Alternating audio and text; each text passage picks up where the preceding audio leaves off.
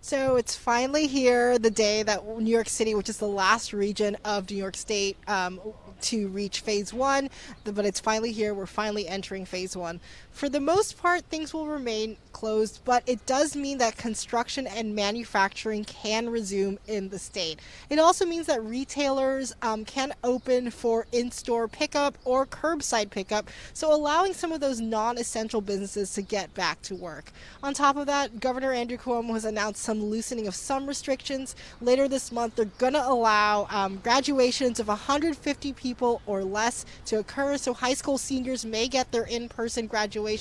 However, it is unclear if that includes staff and family at this time, but there is a little glimmer of hope. I know a lot of people were disappointed they couldn't celebrate with their family and friends for graduation, and it seems that some people will be able to do so at this time. So yeah, an easing of restrictions, and life is getting back to the new normal.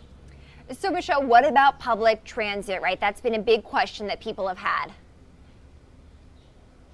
There is a big concern because if you're even before the pandemic, the MTA wasn't exactly the cleanest place to begin with, and it does get pretty packed during rush hour.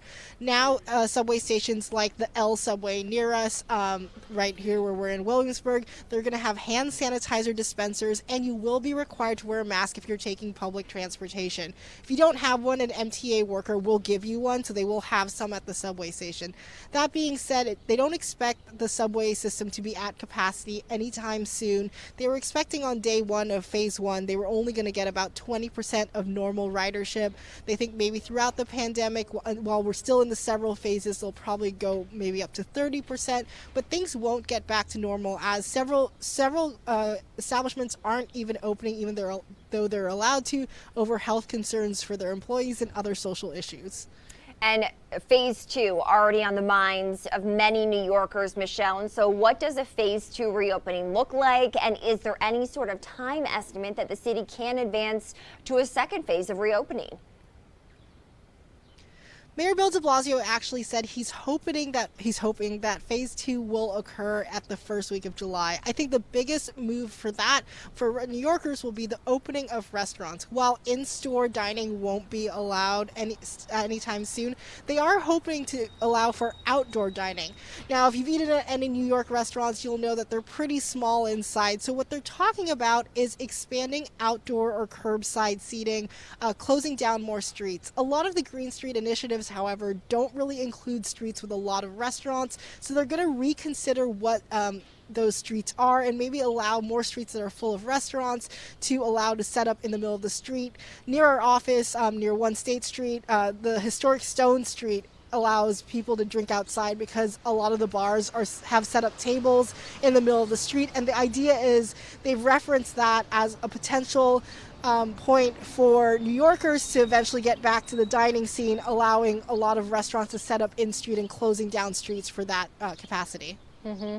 Michelle, it does come as tens of thousands of people have taken to the streets to protest the police injustice that we've seen over the past several weeks. Have these demonstrations had any effect on reopenings?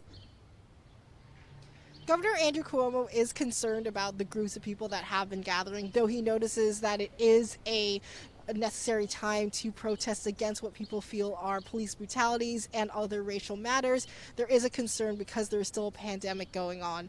The city and the state is going to provide free testing for protesters starting on Tuesday, but even a lot of businesses that were allowed to open aren't going to reopen at this time because of respect for the kind of social movements that are going on. Macy's said they're only going to open next week.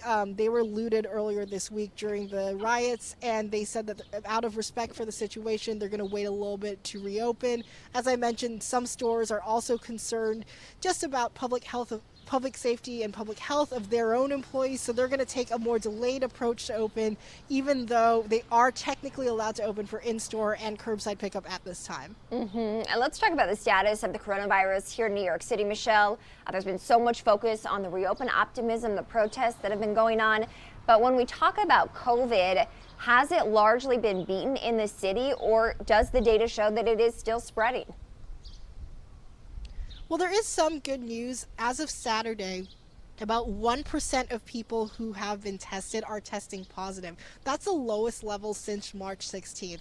While there was a slight uptick in deaths, I think there was 45 this past Saturday, it is still much lower than the height of the 700 deaths we were getting per day. So it is decreasing. The best news about it is that the city's contact tracers can actually start working and figuring out who the source of the virus is, help people quarantine if they need to. So that's actually where the city needs to be, get to the point where they get these levels that everything is manageable and that the hospital capacity isn't overtaxed, and that's where we are right now. So if we continue to wear masks and wash our hands and socially distance, they're hoping that people can start reopening and start getting back to the normal New York that we're used to.